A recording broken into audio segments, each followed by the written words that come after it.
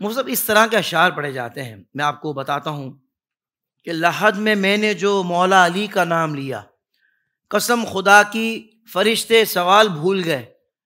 تو یہ کیا ہے؟ یعنی اس طرح کی بات کرنا فرشتوں سے متعلق، اس پر شرعی حکم کیا لگے گا؟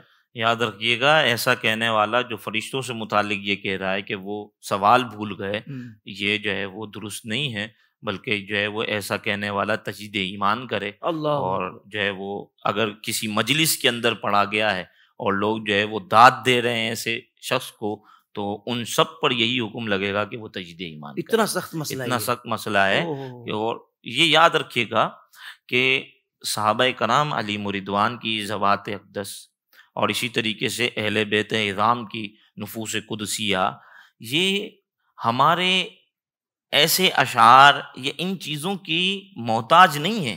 کیا کہنے اللہ کے رسول علیہ الصلوۃ والسلام اور اللہ تعالیٰ نے خود ان کے اتنے فضائل اور کمال بیان واہ کر دیے واہ واہ کہ واہ، اب ہم بیان کرنے میں اس طریقے کے جملے کہیں کہ جو ہمیں شریعت سے باہر لے جائے، اوہ ہو تو یاد رکھیے گا یہ ٹھیک نہیں ہے. اور اس میں آپ ایک بات اور غور کیجئے کہ امام علی مقام امام حسین رضی اللہ تعالیٰ عنہ نے شریعت کو بچانے کے لیے کربلا میں جان دے دی، اللہ اکبر، کربلا میں شہادت کو اختیار کر لیا شریعت کو بچانے کے لیے.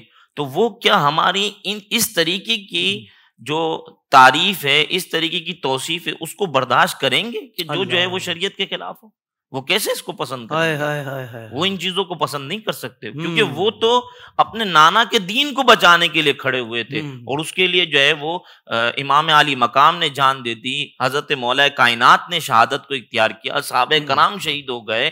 وہ تو دین کو بچانے کے لیے تھے، نہ کہ جو ہے وہ ہمارے جو ہے وہ ان طریقے کے اشعار کے لیے کہ جو ہے وہ ہمیں دین سے باہر کر دیں. یعنی ان مقدس ہستیوں کی سچی شانیں اتنی زیادہ ہیں کہ تم جھوٹ کی طرف کیوں جاتے ہو؟ بالکل، کہ جس سے وہ بھی راضی نہیں ہے. وہ بھی تو جب وہ راضی نہیں ہے تو پھر کس کے لیے کر رہے ہو؟ صرف اپنے نفس کے لیے. اللہ تبارک و تعالیٰ ریاکاری سے اور ان طریقوں کی خرافات سے ہمیں بچائے. آمین، اللہم آمین.